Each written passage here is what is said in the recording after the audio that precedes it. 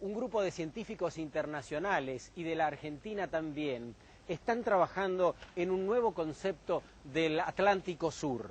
Lo llaman el mar Patagónico, básicamente porque sus ecosistemas se emparentan e incluye, por supuesto, a la Argentina, Brasil, Uruguay y Chile. Hablaremos con uno de esos científicos en el programa de hoy para que nos cuente cuáles son las características de este mar Patagónico y cuáles son las amenazas. Y además les vamos a presentar ahora nomás a Fernanda Reyes. Tiene 29 años, es licenciada en Economía, es diputada nacional por la Coalición Cívica y se recibió con 8 de promedio en el Colegio Nacional. Vale la pena, hablaremos de la importancia de los recursos naturales, un tema vital para poder pensar.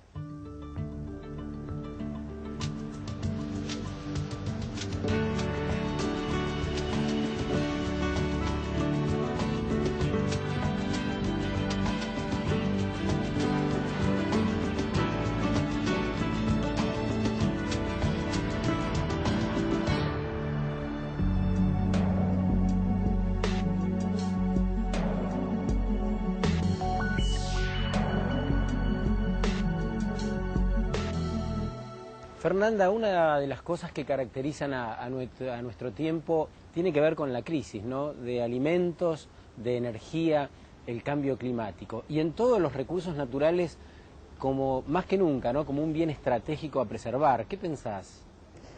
Sí, la verdad que antes uno cuando hablaba del desarrollo económico o cuando uno pensaba en la revolución industrial, en aquella época decía, bueno, en realidad los recursos son como limitados, ¿no? Y en la actualidad uno tiene que empezar a pensar en los recursos, digamos, los recursos naturales en todo su nivel, la tierra, el agua, como recursos estratégicos, porque lo que nosotros creo que en décadas anteriores o en siglos anteriores esas cuestiones no estaban en discusión y ahora lo que tenemos que pensar es qué le dejamos al futuro. Era un paradigma, era el crecimiento económico, la acumulación de riqueza, etc. Ahora lo que nosotros tenemos que estar pensando es el crecimiento cómo y de qué manera. Claro. Me parece que esa es la discusión y hay muy poco desarrollado. Digamos, la economía y la cuestión ambiental, el desarrollo sustentable, es algo nuevo en realidad. Y algo que desde la parte legal también, es todo una nueva visión de lo que significa el desarrollo, lo que significa el crecimiento, lo que significa, bueno, porque en realidad la discusión es, ¿cómo? ¿Ustedes no quieren producir más? ¿Y qué hacemos? ¿Nos morimos de hambre? Bueno, no, en realidad es ver cómo y de qué manera uno puede producir y puede crecer, pero a largo plazo, ¿no? No sé si coincidís, a mí me parece que este es un momento fundamental para que podamos pensar o pensarnos, porque tiene que ver justamente con esto, ¿no? ¿Cómo vamos a producir? ¿Qué vamos a hacer con los recursos? ¿De qué modos los vamos a explotar? ¿Y cómo haremos para que esos recursos que tenemos, que veremos que son variados, se derramen sobre las mayorías, ¿no? Sí, cómo se distribuye también. Claro. O sea, porque en realidad lo que uno se olvida es que cuando se produce sin ningún tipo de limitación y sin ver el cómo, los más perjudicados son los sectores más vulnerables. En realidad uno tiene que pensar en muchísimas políticas. La política distributiva, políticas de impuestos. O sea, hoy tenemos el IVA, que es el impuesto más regresivo y que los sectores de menos recursos son los que más pagan, y así también las políticas de recursos naturales y ambientales, que en realidad es para también las generaciones futuras, porque si usamos absolutamente todo ahora, claro, ¿qué va a quedar después, no? ¿Qué pensás de los monocultivos? Vos tenés un libro sobre eso, ¿no? Yo escribí, bueno, mi tesis cuando me recibí, que fue en el 2003, era sobre, la pregunta era el avance del monocultivo. Ajá, era la pregunta. Era la pregunta, 2003. Respondiste?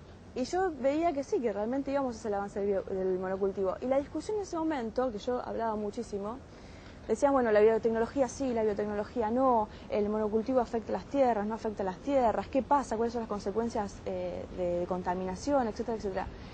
Y cuando mis conclusiones eran, en ese momento, la ausencia del Estado, en planificación, ¿no? Yo decía, no nada es bueno o malo por sí mismo, o sea, la biotecnología no es mala por sí misma, sino de cómo es implementada. Claro. Si nosotros la tomamos en su absolutamente tal cual la traen del exterior, y bueno, vamos a estar en problemas porque en realidad lo que tenemos que ver es cómo se adecúa a nuestro desarrollo interno, nosotros tenemos terribles territorios para poder el pastoreo, etcétera, etcétera. Por ahí no necesitamos que consuman peles de soja.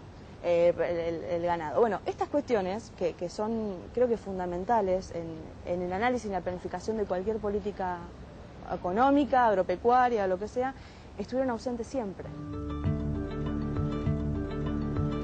En realidad yo avancé siempre sobre los recursos naturales, sobre el tema energético, bueno, sobre la economía en sí misma, porque lo que veo es que muchas veces la falta de decisiones o las malas decisiones son las que más repercuten. Entonces, cuando nosotros avanzamos con el tema de minería, en realidad lo que veíamos eran que había pueblos enteros que se sentían totalmente invadidos por esta política, y no al contrario, y no que se sentían beneficiados. Entonces, ante este marco dije, bueno, por algún lado hay que empezar a difundir, a que la gente tiene que empezar a conocer lo que está pasando y cómo muchas veces nosotros, como funcionarios públicos o los gobernantes, cada vez que deciden o cada vez que levantamos la mano, no es que no pasa nada, pasan muchas cosas. Acá hay una total impunidad. O sea, pareciera que todos pueden hacer todo en cualquier lugar. Y esto no es así, esto no es así. Desde el momento, esto es la cuestión del funcionario público, ¿no?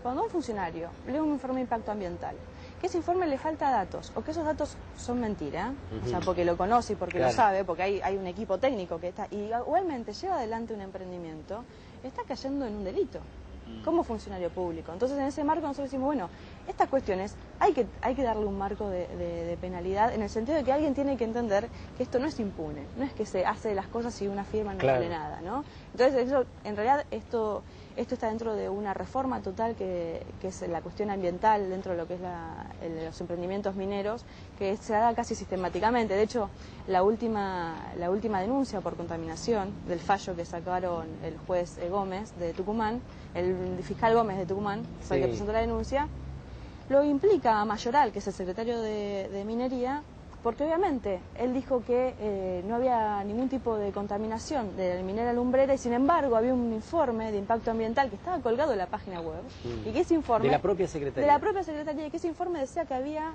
contaminación. Entonces, digamos, estas cosas no pueden pasar como si nada ocurriera, ¿no? Me gustaría de final que me puedas contar cuál es tu sensación en estos meses, todavía no tenés un año como legisladora nacional, acerca de los políticos y del Congreso Nacional. Lamentablemente el Congreso no funciona como debería funcionar. El Congreso no tiene mucho debate parlamentario. De hecho, lo que está ocurriendo ahora es casi, se podría decir, una excepción, digamos. Generalmente cuando los proyectos están listos del Poder Ejecutivo, automáticamente son discutidos en el recinto sin debate. Esto te da muchísima tristeza, porque en realidad yo no sé hasta qué punto todos tienen la conciencia del rol que cada uno de nosotros ejerce en esa Cámara, ¿no? De rol, de la importancia del debate, la importancia de que la legislación que salga tenga el mayor consenso posible, de que realmente sea profundizado. Me parece que hay algunos que sí, que lo tienen, y esos somos los que estamos continuamente tratando de luchar para que esto... Ahora, fíjate que es un poco central lo que decís. En esta oportunidad está cumpliendo el rol, quiero entenderte, el Congreso, pero justamente es porque la sociedad toda está acompañando, está mirando y de algún modo está interesada en que se resuelva de diferentes maneras, pero está con la mirada puesta ahí, ¿no? Creo que hay un doble juego. Está primero, bueno, en que los legisladores realmente entiendan cuál es su función y la importancia de esa función. Y también que la sociedad pueda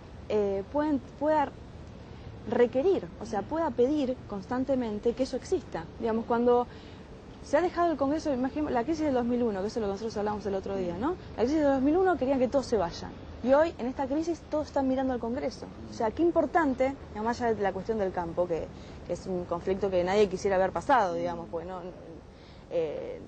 nada justifica que la verdad que estemos ya 100 días y sin que el Gobierno Nacional lo haya resuelto, digamos. Pero que tengan las miradas puestas en el Congreso porque yo creo que es un regreso a la representatividad, y por ahí tal vez a partir de ahora, cada vez que uno ponga el voto, empieza a mirar realmente quiénes son las personas que están ahí, ¿no? Para representarlos. Definitivamente hace falta que nos apoderemos de todo lo bueno que tenemos. Creo que parte de la charla de hoy, la actividad que cumplen algunos de los legisladores, hay que mencionar para terminar de banalizar a la política y echarnos a andar.